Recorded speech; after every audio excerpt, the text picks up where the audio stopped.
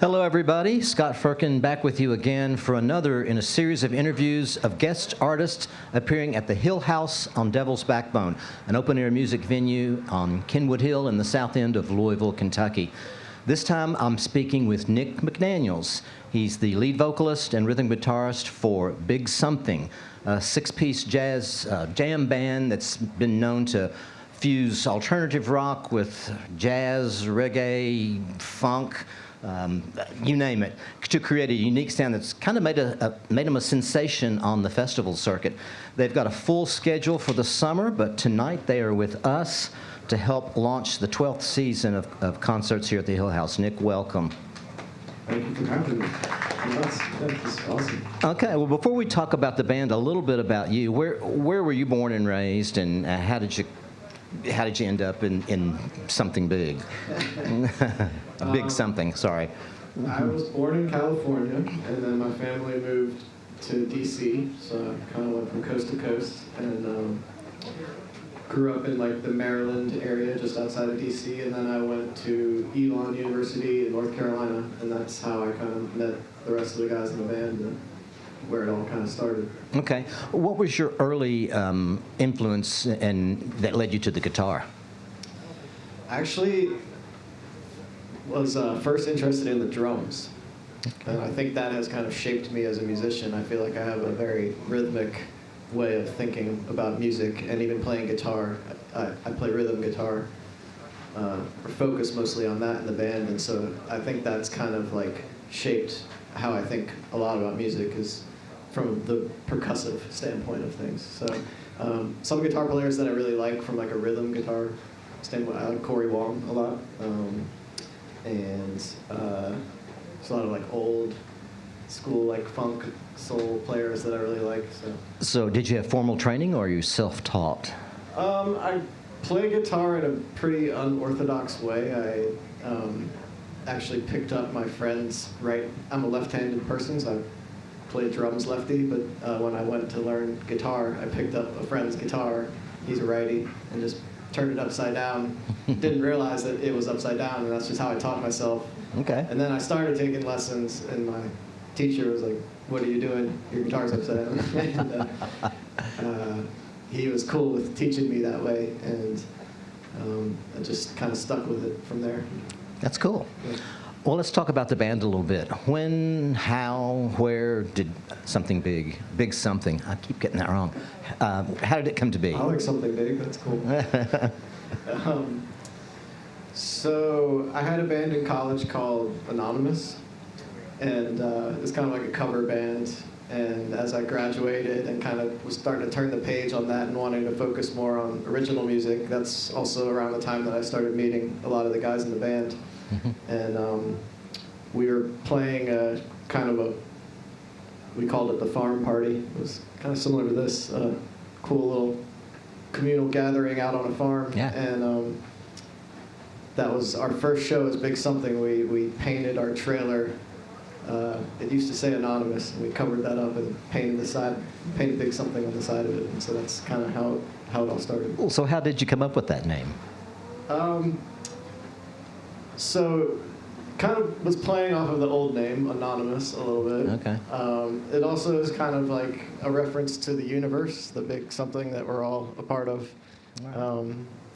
And also maybe a reference to the way that the band sounds. We're big and loud. We like to rock, but we're a little hard to describe, and we often have a hard time describing our own music to people. So makes sense. Yeah.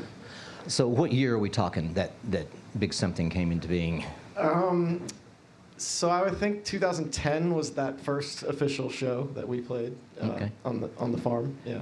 So that's 16, 17 years ago. Have you had the same lineup throughout that time?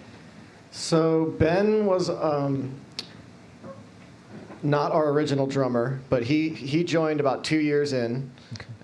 And then Matt joined most recently on the bass. And then we've actually had a couple of our good friends rotating on keys.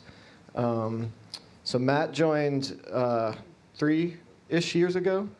And then here in the past couple of years, we've had our friends Ross and Nolan kind of rotating back and forth on the keys. So yeah, okay. The core 4 of us, Jesse, Casey, and Ben and I, have been playing together pretty much from the beginning. So, all right. Yeah. Well, let's talk about live performing. You guys have a reputation for being a pretty high energy band. So I know you've played a lot of festivals. How did you get started playing on the festival circuit? And tell us a little bit about that. Yeah, we love festivals and just kind of love the grassroots communal artistic community that is always a part of it, and that's kind of how we got started in North Carolina. There was always a lot of really great local, little kind of small festivals that we started playing, and then from there, as we started touring more, we started trying to play more and more festivals around the country, and since then we've gotten to play some of the coolest ones. So yeah, it's drop a few names for us. One that always stands out to me is the Ride Festival in Telluride, Colorado is great. We've played High Sierra. We've been invited to play Bonnaroo, but it was canceled the year that we were supposed to play. We've played All Good. God, there's so many I can't even remember. But we, That's cool, though. So when you're on a festival bill, there's other bands and everything. Mm-hmm. How has your placement in the lineup evolved over time? Well, a lot of times in the early days, we would be starting around 2 a.m. and finishing when the sun comes up. But here lately, it's kind of trending a little earlier than that. It kind of depends. If it's like a bigger festival, like the Ride Festival, we got to play on the same stage as Pearl Jam, Widespread Panic, Cage the Elephant. So like super huge honor and cool thing for us. But in situations like that, we're playing earlier in the day. Mm-hmm. And then in some of the other like smaller festivals that we'll headline, we'll play a little later at night. So it just kind of depends. Well, what's it like playing to a festival crowd? Because, people come and they stay a long time and they have a lot of fun, and so is it a unique challenge to play to a rowdy crowd, or no? It's really fun. It's maybe kind of feels like being right at home as a musician. It's people that are there to really be a part of the music and a part of the experience. So it kind of feels really nice as an artist. Feed off the energy of the crowd. Yeah, absolutely. Exactly. Yeah. Well, I looked at your tour schedule, your upcoming dates. You guys are playing at least 7 festivals between now and like the end of summer, and it's all over the place. It's Virginia, Pennsylvania, upstate New York, California. Yeah. So what's life on the road like as a part of Big Something? Thankfully, we'll be flying to some of those, but it's always different. It kind of ebbs and flows. We've spent a lot of time in our van. We've gotten very close with each other in that regard, but have all kind of like learned how to tour together, and we're kind of like a brotherhood in that sense. We've got it down to a science. We've been doing it for, like you said, close to 16 years now. Yeah. So it's something that we do because we love it. It's not always easy, but there's kind of a greater purpose to it all that we all feel drawn to. Sure. Well, I know that you guys are on like Sirius radio, so if you're ever out on the road, do you hear yourself on the radio? Sometimes, yeah. And people will send us like pictures, and screenshots of when they hear it on XM. So yeah, that's always really cool. I saw one of the festivals that you're going to be playing in West Virginia is the Mountain Music Festival. Yeah. So I'm curious as to how Big Something fits into the Mountain Music Festival. Well, we've actually played that every year since they've started having it. I think this is like year 11 or 12 now that they've done it. I remember the guy who put it on calling me the first year they're having, like, we got 1,500 acres of party. Come on out. So, Do you modify your set list when you play a festival like that? I mean, no. okay. We try to come as we are for the most part.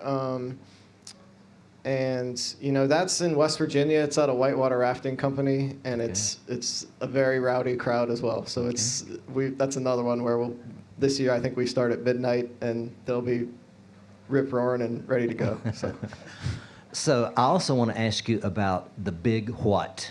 So just tell us what's the big what?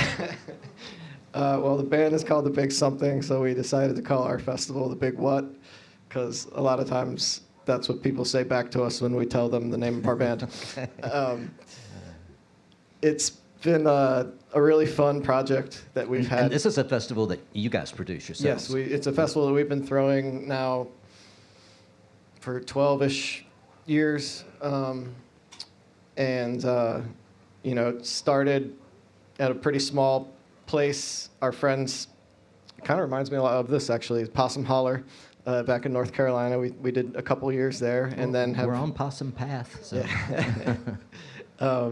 We did a couple years there, and then have kind of went to bigger and bigger venues every few years, and now we're at a place called Couri Hills it's right outside of Chapel Hill, North Carolina, and it's a great spot, and it's always a lot of fun. I think we're going to take a break from doing it this year, and plan on doing it again next year, but.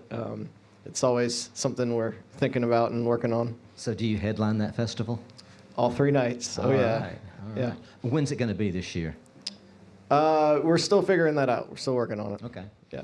Well, I'll direct folks to your website, and I'm sure information will be there at some point. Perfect. Okay, so we've talked about live performing a little bit. I also wanted to go into your recording history, because you guys have put out how many albums? Released full albums? How many? 7. That's what I thought, yeah. The first one was in 2010. It was your debut album, The Middle of Nowhere. Mm-hmm. And that won Album of the Year from the Homegrown Music Network. That was a cool way to start it all off, yeah. Yeah, I'll say. Yeah. So what's the significance of From the Middle of Nowhere? So when the band was first getting started, I was writing a lot of songs with my best friend Paul, and he kind of helped us imagine this whole universe of characters, and that album was like a concept album that started with like a story and a bunch of different characters that were involved, and the Middle of Nowhere was kind of like an ode to kind of living in North Carolina, and also just kind of this universe that we had created for the characters to live in. Our fan group on Facebook is now called The Middle of Nowhere with Big Something, and we've kind of just taken that concept and run with it. Okay.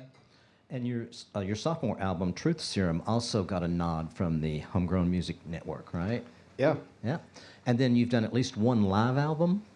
We've had a few live albums, and we're always releasing our live shows on Nugsnet and Bandcamp. But we did just put out a fully mixed and mastered 3 LP vinyl record of a recent live show that we really liked from Wilmington, North Carolina, that we're calling Certified Fresh Volume 1. So it'll probably be a series, and we'll keep putting out, specific shows in that series. Okay. You alluded, I think, to it earlier. Something happened in 2020 that caused a disruption in your touring schedule and also probably your recording. So there was an album called Escape. Yes. Talk a little bit about that. So yes, Escape was an album that we worked on kind of during the pandemic and came out, I guess, towards the end of it. And it was already, a lot of the songs were already kind of things we had been thinking about going into that experience. But then I guess having everything come to a complete stop gave us a nice, really breath of time to kind of reset, refocus. And that's the album that came out of it, and it was a fun process. Okay, so what's it like recording a live album? How does that differ from the studio? Well, for me, it's nice because I don't really have to do a whole lot. It's just you hit record and it's the show, and you can pass it off to somebody to make it sound as good as it can sound. Whereas like the studio there's a lot of more energy and focus, and creative thought, I think, that goes into it. Whereas the live, you're just trying to capture the raw energy of the band, and in the studio, you're maybe trying to paint more of a picture. It's more of a painting. Which do you prefer, live performing or studio work? That is a tough question. I don't know if I would say I prefer one to the other. I think I love both, and it's fun to take what happen. You try to create. We're trying to capture lightning in a bottle a lot of times, trying to make magic with music, and so we're trying to make magic in the studio, and then take that out and apply it in the live situation. So it's fun doing both of those things. Okay. Let's talk a little bit about the collaborative process. Who does most of the writing, and how does a song come together for Big Something? So I mentioned my best friend Paul that helped with a lot of the lyrics and stuff. He and I wrote a lot of the lyrics and the kind of literary stuff as we kind of went through the first 4 or 5 albums, and then he unfortunately passed away in 2017. And so since then, I've been kind of working with a lot of other different collaborators, and that's been kind of a great experience in its own way. But just for the music, I mean, the guys in the band are so incredible. They're always throwing out amazing ideas, and it's like I feel like I'm holding everybody up trying to put the songs together with all of the incredible music that they put out there and into the world. So there's always a lot of really great collaborative energy with the music happening at practice and at sound checks, and I think there's like 20 to 30 new ideas right now that are waiting on finished lyrics from me. So it's like, it's just fun diving into it. It's like kind of throwing paint at the wall and seeing what happens, but it's all very collaborative. So tell us who else is playing with you tonight. So we've got Jesse Hensley on the guitar. He's one of my favorite guitar players of all time. And then Casey Cranford on the saxophone and the electronic wind instrument. Also just an incredible person and musician. Matt Laird on the bass. Blows my mind every time I get to play with him. I feel very, very blessed to have him in the band. Ben Vinograd on the drums. He's our rock, our foundation. Just such a great guy, one of my closest friends. And Nolan on the keys. He's been so incredible having him the past couple years, I guess past year or so now. And yeah, it's just a really great group of guys, and we're excited to be here. Well, we're excited that you are here, and with that, I think I'm going to conclude this interview and get on with the show. So thanks for sitting down with me, and thanks for being here at the Hill House. Great questions. Thank you. All right, thanks.